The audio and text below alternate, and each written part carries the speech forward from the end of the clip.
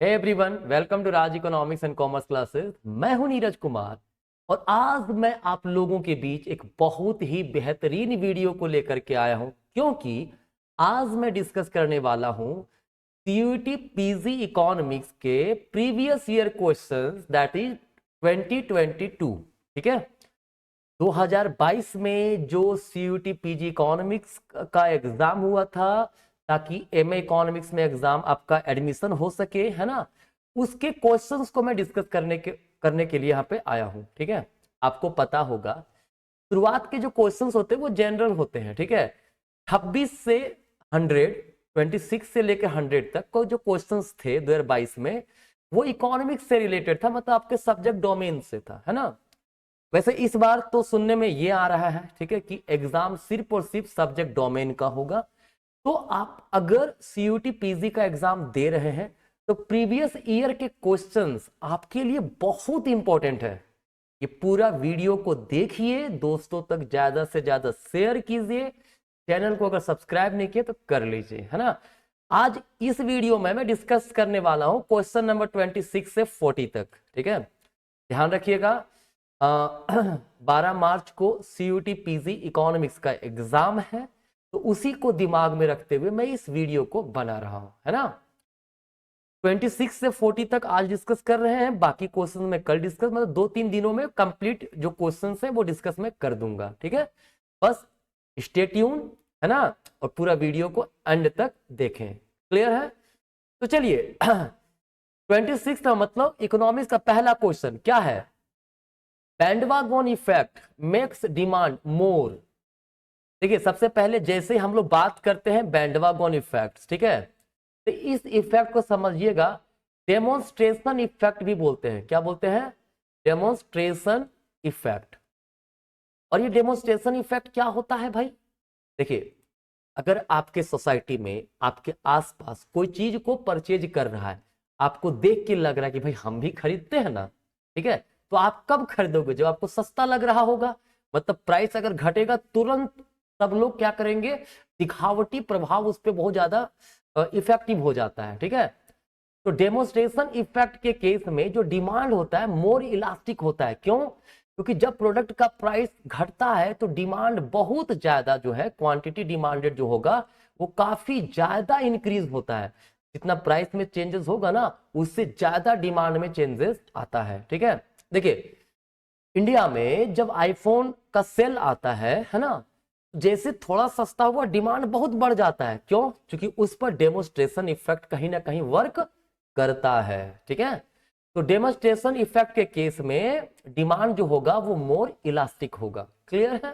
चलिए next question है, कहता है with reference to Bertrand model. Bertrand का जो मॉडल था ओलिगोपोली से रिलेटेड, है ना, उसके बारे में कुछ है। कहता है द डुओपोलिस रिकॉग्नाइज देयर इंटरडिपेंडेंस। देखिए, सबसे पहली बात याद रखिएगा, बर्ट्रेंड का मॉडल जो है वो नॉन कोल्यूसिव ओलिगोपोली मॉडल है। नॉन कोल्यूसिव ओलिगोपोली, जिसमें एक दूसरे के साथ मिलके काम नहीं करते हैं, ऐसा मान के चलते हैं।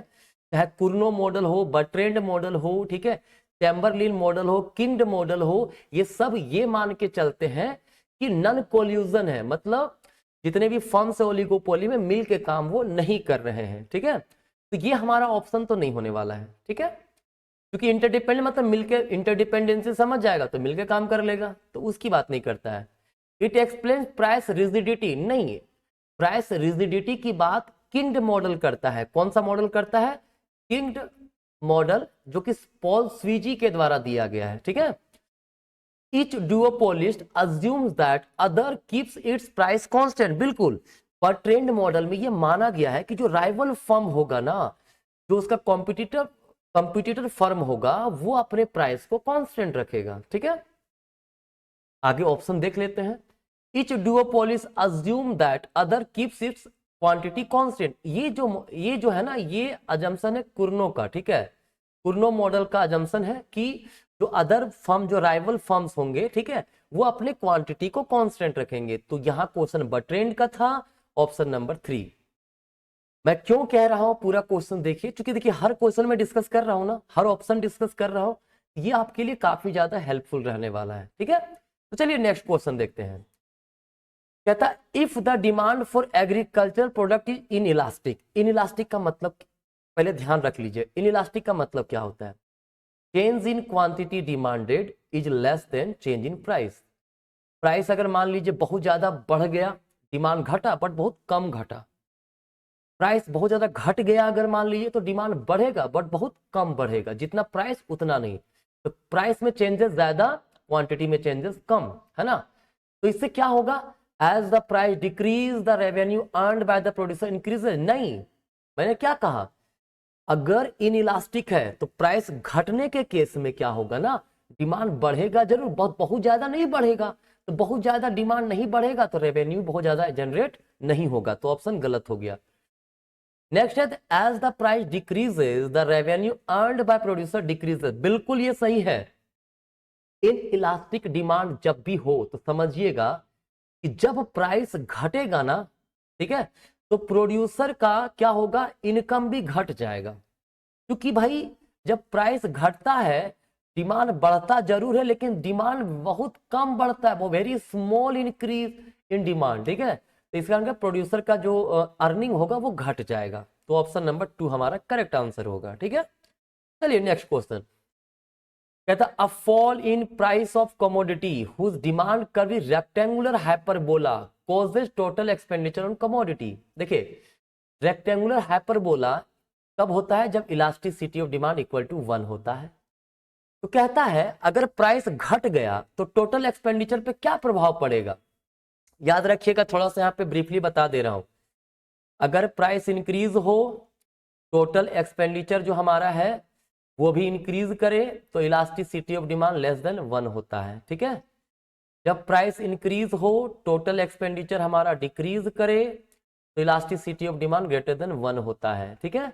लेकिन जब प्राइस इंक्रीज हो, टोटल एक्सपेंडिचर कुछ भी चेंजेस ना हो, ठीक है, तो उसको बोलते हैं elasticity of demand equal to 1। Question वही तो है यहाँ पे, रेक्टेंगुलर हाइपरबोला है मतलब elasticity of demand equal to 1 है। वैसे केस में प्राइस अगर घट जाए चाहे बढ़ जाए, total expenditure will remain constant, ठीक है, तो रिमेन अनचेंज, ठीक है। देखिए यहां से एक चीज समझिएगा, प्राइस बढ़ रहा है, टोटल एक्सपेंडिचर बढ़ रहा है, elasticity of demand less than 1 हुआ। अगर प्राइस घटेगा यहाँ पे तो टोटल एक्सपेंडिचर भी घट जाएगा। मतलब समझ रहे हैं, जब प्राइस और टोटल एक्सपेंडिचर के बीच सेम रिलेशन हो, सेम प्रपोर्शन, सेम डायरेक्शन में चेंजेस हो रहा हो तो elasticity of demand less than 1 होता है।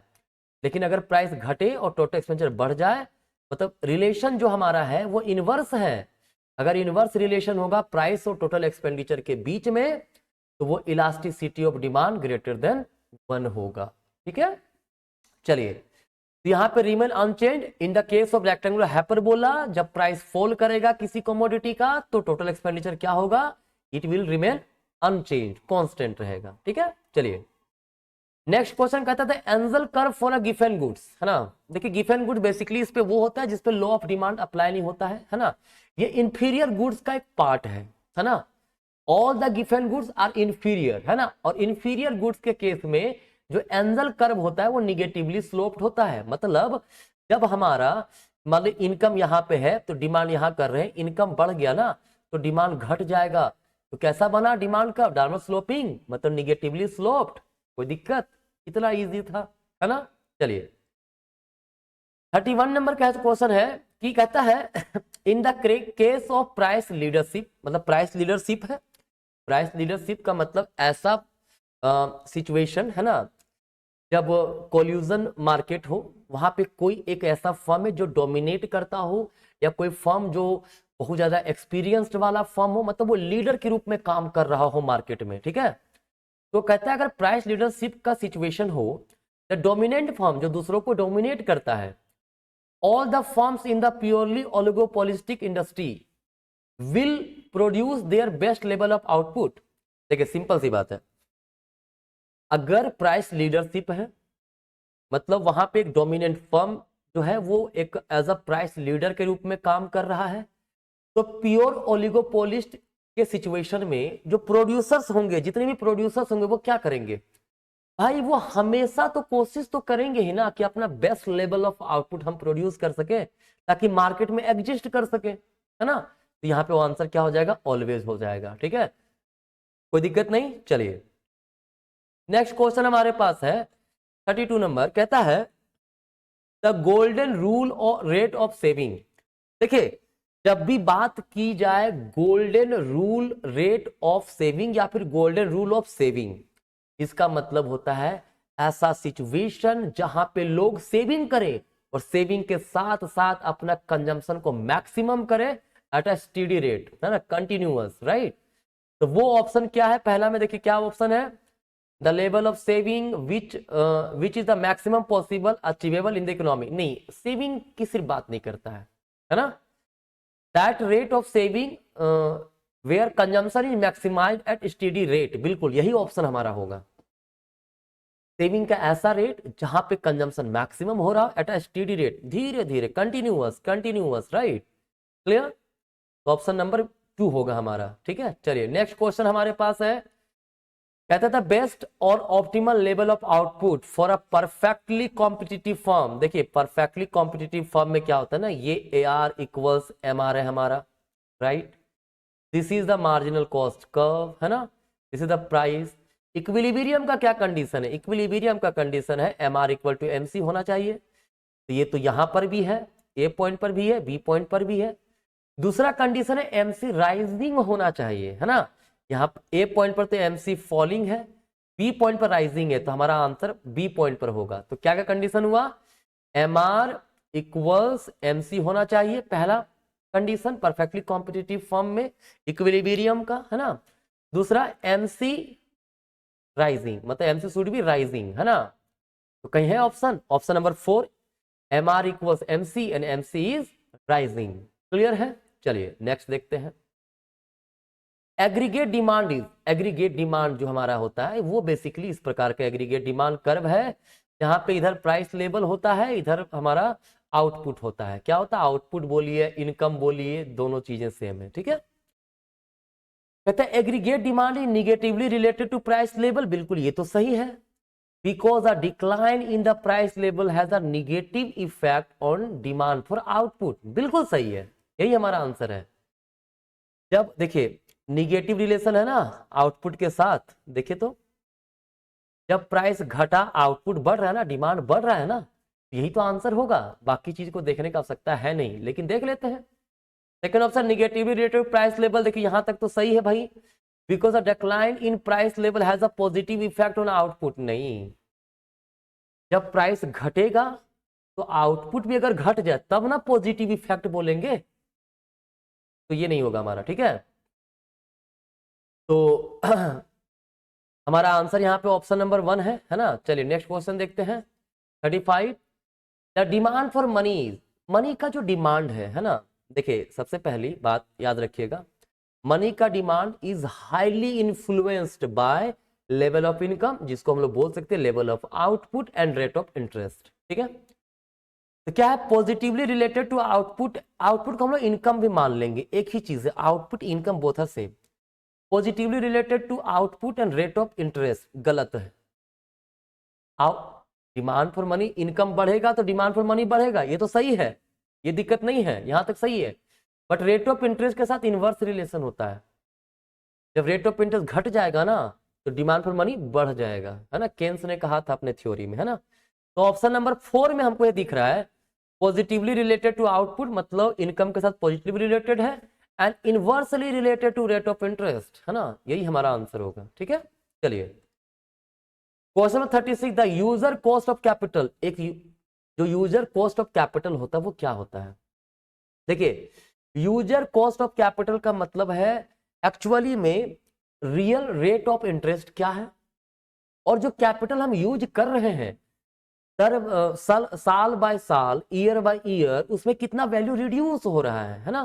तो आंसर क्या होगा, option number 3, the real rate of interest plus the rate of depreciation. बाकी तो सिर्फ पहला में सिर्फ रेट ऑफ इंटरेस्ट की बात करता है तो नहीं होगा, सिर्फ नॉमिनल रेट की बात करता है नहीं, नॉमिनल पे डिपेंड नहीं करता है, प्रेजेंट में क्या है वो नहीं, रियल रेट ऑफ इंटरेस्ट पे डिपेंड करेगा। ठीक है, this is the user cost of capital. 36, when alpha equals इतना बीटा इक्वल्स इतना the Cobb Douglas production function return to scale are. देखिए मान लेते हैं कॉफ डगलस प्रोडक्शन फंक्शन में रिटर्न टू स्केल हमारा है ए एल का पावर अल्फा के का पावर बीटा। अगर अल्फा प्लस बीटा का वैल्यू 1 होता है तो उसको बोलते हैं कांस्टेंट रिटर्न टू स्केल। अगर alpha plus beta greater than 1 हुआ उसको बोलते हैं इंक्रीजिंग रिटर्न टू स्केल। वहीं alpha plus beta less than 1 हुआ उसको बोलते हैं डिमिनिशिंग रिटर्न टू स्केल। ठीक है, तो यहाँ पे अल्फा कितना है 3/4 है। 3 बाय अल्फा जो है हमारा 3/4 का मतलब कितना हुआ, डिवाइड करेंगे तो 0.75 है ना। बीटा कितना है 1/4, इसको डिवाइड करेंगे कितना आएगा 0.25। तो अल्फा बीटा दोनों को जोड़ेंगे कितना आएगा 1 आएगा ना। तो 1 का मतलब क्या हो गया कांस्टेंट रिटर्न टू स्केल। तो ऑप्शन नंबर 1 हमारा करेक्ट आंसर है। ठीक है, चलिए 38 नंबर है, कहता था नेचुरल रेट ऑफ अनएम्प्लॉयमेंट। देखिए नेचुरल रेट ऑफ अनएम्प्लॉयमेंट का सबसे पहले मीनिंग ये होता है, ठीक है, दी अनएम्प्लॉयमेंट लेवल, मतलब फुल एम्प्लॉयमेंट का सिचुएशन है, मान लीजिए this is the level of full employment है ना। But full employment doesn't mean zero unemployment है ना। फुल एम्प्लॉयमेंट का मतलब होता है there is a natural rate of unemployment. और वो नेचुरल रेट ऑफ अनएम्प्लॉयमेंट क्या होता है कि फुल एम्प्लॉयमेंट के सिचुएशन में भी there may be some frictional and some structural unemployment. ठीक है, तो ऑप्शन नंबर 1 हमारा करेक्ट आंसर है, फ्रिक्शनली एंड स्ट्रक्चरली अनएम्प्लॉयड। ठीक है, देखिए फ्रिक्शनल अनएम्प्लॉयमेंट और स्ट्रक्चरल अनएम्प्लॉयमेंट ये एग्जिस्ट कर सकता है even at the full employment level, जिसको हम लोग बोलते हैं नेचुरल रेट ऑफ अनएम्प्लॉयमेंट। देखिए अगर अनएम्प्लॉयमेंट का डिटेल में आपको वीडियो चाहिए तो प्लेलिस्ट में जाइएगा, इंडियन इकोनॉमी हिंदी में लिखा हुआ होगा, भारतीय अर्थव्यवस्था, उसमें जाइए और देखिए अनएम्प्लॉयमेंट का वीडियो मैंने उसमें अपलोड किया हुआ है। ठीक है, चलिए नेक्स्ट क्या है भाई 39, कहता है which of the following statement is correct. कहता है कौन सा स्टेटमेंट सही है। पहला है a variable is endogenous when it's value is determined by the forces outside the model. गलत है, इनसाइड द मॉडल। इंडोजेनस का मतलब होता है इनसाइड द मॉडल है ना। इंडोजेनस क्या हो गया, ऐसा वेरिएबल जो इनसाइड द मॉडल की बात करता हो। एक्सोजेनस आउटसाइड द मॉडल की बात करता हो। ऑटोनोमस होता है, इनसाइड से मतलब नहीं होता है ना। सेकंड, तो ये ऑप्शन तो गलत हो गया। सेकंड क्या, a change in exogenous variable मतलब आउटसाइड वाला is classified as an autonomous changes. बिल्कुल सही है, ऑटोनोमस चेंज, इंडोजेनस से कोई मतलब नहीं है। बाकी देखते हैं और ऑप्शन क्या है। A variable is exogenous when it's value determined by the forces with in the model. नहीं, एक्सोजेनस आउटसाइड होता है, ठीक है, इंडोजेनस इनसाइड होता है, विद इन द मॉडल होता है। और अब तो ये भी गलत हो गया। लास्ट देखते हैं, a variable of autonomous when it's value determined by the forces with in the model. नहीं, इंडो ऑटोनोमस है ना, तो ना तो इनसाइड ना तो आउटसाइड, कहीं से मतलब नहीं उसको, ठीक है, वो ऑटोनोमस है। तो जब हम लोग किसी मॉडल की बात करेंगे है ना, तो वहां पे जो हमारा एक्सोजेनस मॉडल होता है वो इंडिपेंडेंट के रूप में काम करता है, वो ऑटोनोमस के रूप में काम करता है, इसीलिए ऑप्शन नंबर हमारा 2 हो गया। ठीक है, चलिए आज का 40 नंबर क्वेश्चन क्या है। According to Phillips curve unemployment will return to natural rate. देखिए अनएम्प्लॉयमेंट जो है ना वो नेचुरल रेट पे आ जाएगा। कब होगा, nominal wages are equal to expected wages. नहीं, देखिए सबसे पहले समझिएगा, फिलिप्स कर्व में कहता है कि इन द लॉन्ग रन है ना जो अनएम्प्लॉयमेंट है वो नेचुरल रेट पे आ जाता है। क्यों आ जाता है नेचुरल रेट पे, क्योंकि भाई लॉन्ग रन में ना जब इन्फ्लेशन आ रहा होता है ना, देखिए फिलिप्स कर्व का क्या कहना है कि इन्फ्लेशन एंड अनएम्प्लॉयमेंट के बीच में इनवर्स रिलेशन होता है। इन्फ्लेशन बढ़ेगा, अनएम्प्लॉयमेंट घटेगा।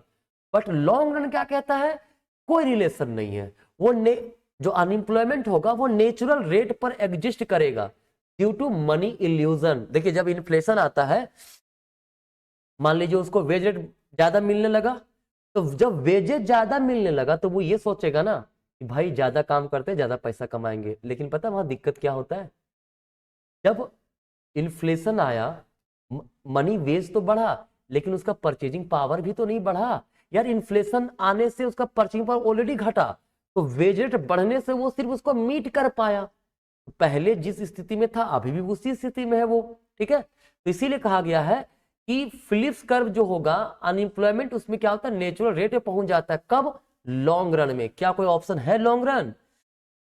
Second here, real wages are back at long run equilibrium level, this is the correct answer, ठीक है। चलिए, तो ये हमारा 40 क्वेश्चन क्या बोलते हैं 26 से लेकर के 40 क्वेश्चंस था जिसको मैंने आज डिस्कस किया, है ना। बाकी के क्वेश्चंस भी डिस्कस होंगे। सीयूटी पीजी वाले बच्चे आप लोग जरूर शेयर कीजिएगा इस वीडियो को, आपके लिए काफी ज्यादा हेल्पफुल है, आपके लिए ही ये मेहनत कर रहा है, ठीक है। चलिए मिलेंगे नेक्स्ट क्लास में, तब तक के लिए अभी आज का यहीं तक, धन्यवाद।